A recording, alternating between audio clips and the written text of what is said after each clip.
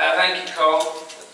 Thank you, everybody here. I'm the sort of non-religion but faith guy. And I'm the guy that knows about borders.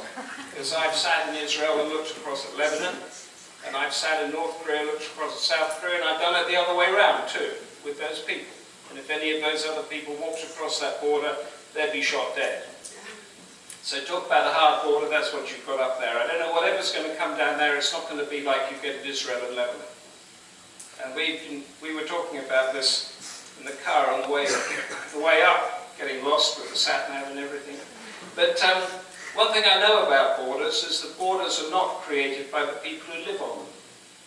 The people who live on them end up as divided communities and divided families. And don't tell me that Balfour or Eisenhower or Stalin, that divided North and South Korea, knew what they were dividing. They just draw the lines on the maps. And the people have to live with them, and that's what's happening here on this piece. And borders change all the time. I mean, they're changing every day. So I was covering the Kosovo, one of the Balkans wars was the Kosovo War. And we wanted to go up to a town, say from London to Birmingham. And we had a driver and a fixer and a cameraman and all the rest of it, and we got in the car and we were all chatting around, drinking coffee, and off we drove, and we got involved in a conversation about a rock group. It was nothing to do with the story. And it was a bit like, oh, there you go, up the M1 or M6 and you end up in Birmingham an hour and a bit later. Suddenly screeched to a halt. Airbags out. Roadblock. What had happened is that the way it had been drawn during this war is that we had inadvertently gone into Serbia from Montenegro. And we were covering a war in Kosovo. So imagine any country, like you were telling me yesterday, Coleman, the Ulster and the provinces all ended up in the wrong place. Somebody had drawn a line, or the police had gone out, and this driver that we wouldn't fix it just thought it would be fine, but suddenly it wasn't fine. You had your border.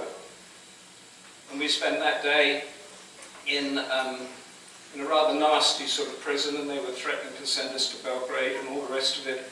And we got off because when you're in a situation like that, as a foreigner that's bombing their country, you stay quiet and let the locals handle it, because they know how to handle all these cross-border, cross-tribal, cross-religious things.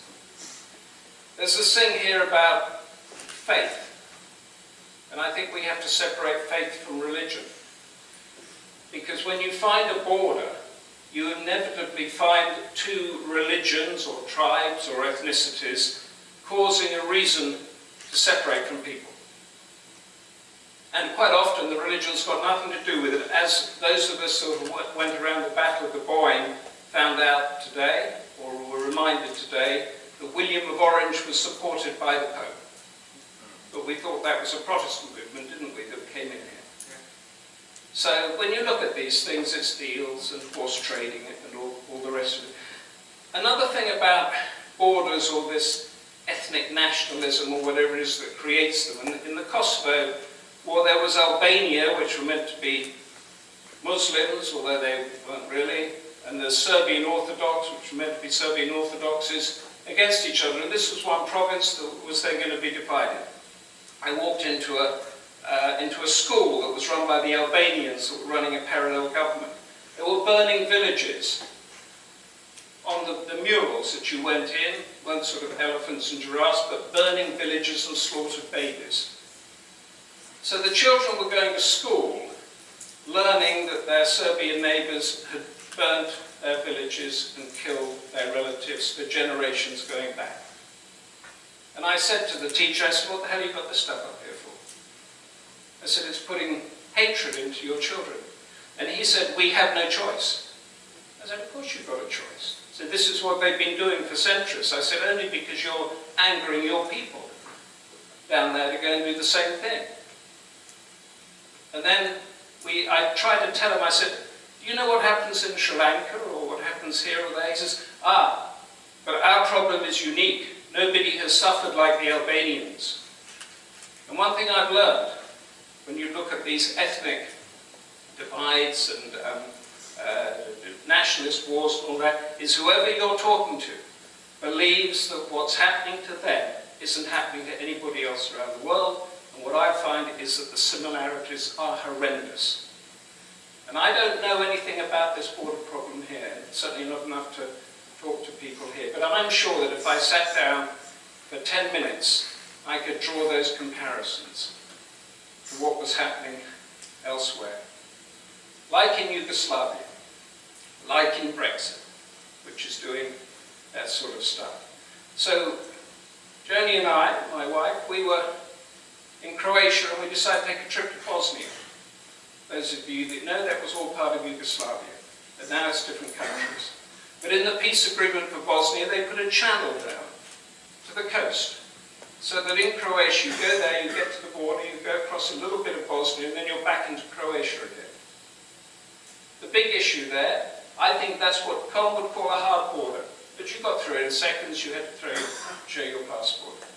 The big issue was that if you didn't turn your data roaming off quickly enough, you got stung with the higher Bosnia charges because they weren't in the European Union. Nothing else mattered. It was that, and we still don't know. And this is another thing, the Chinese are creating new borders all in the South China Sea. They're building military bases there and claiming that sea to be their own. And there are Chinese bases, and there are Philippine bases and Vietnamese bases, often not much bigger than that table. And they have to live on there. So you have a Philippine base there, and you have a Vietnamese base there. You know why the Vietnamese and the Filipinos are getting on so well in the South China Sea?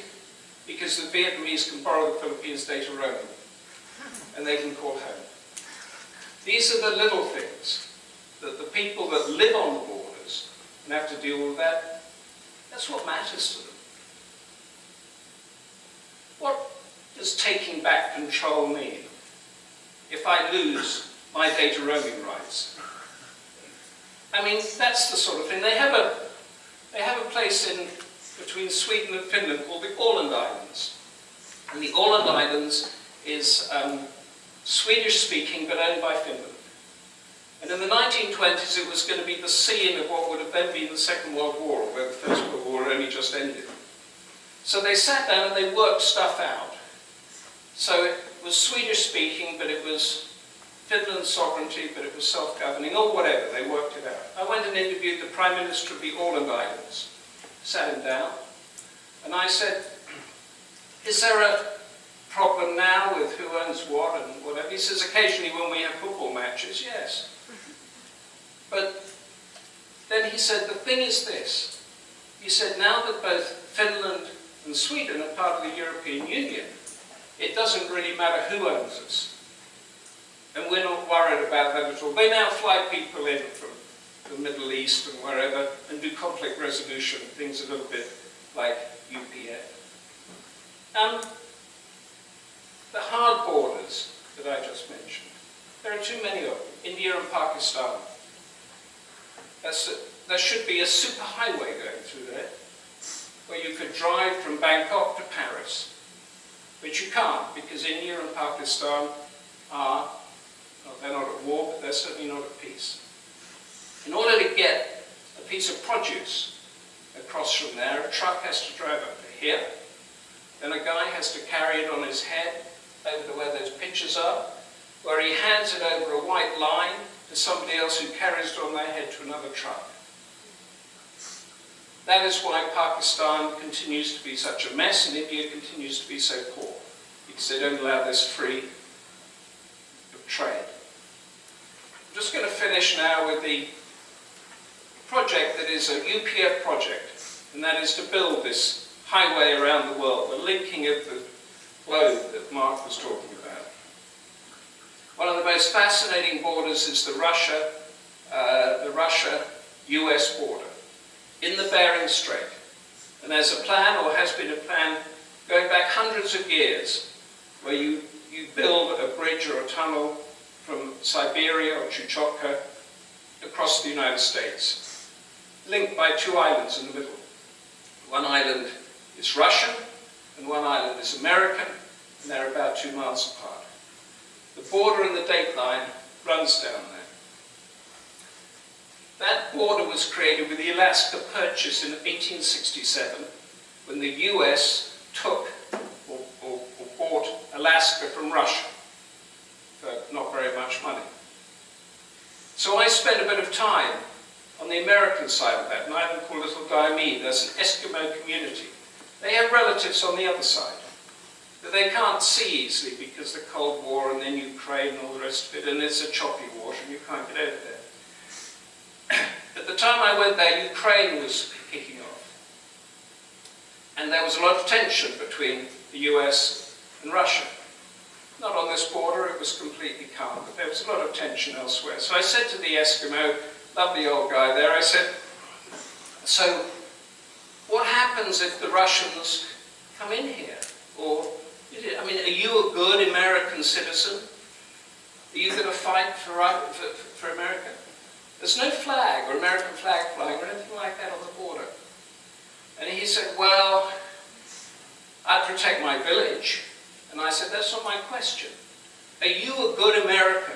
Or will you be an American patriot? He said, I don't really know the point of that, because in 1867 we were Russian, and then somebody bought us and we became American. And the way the world's going at the moment, somebody will buy us and they'll tell me I'm a Japanese or a Chinese, so why should I fight for anybody? That border wasn't in his mind.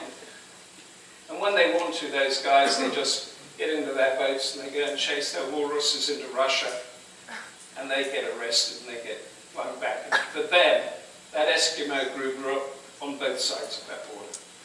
So that's it. Borders are made by people who don't live there. Thank you very much.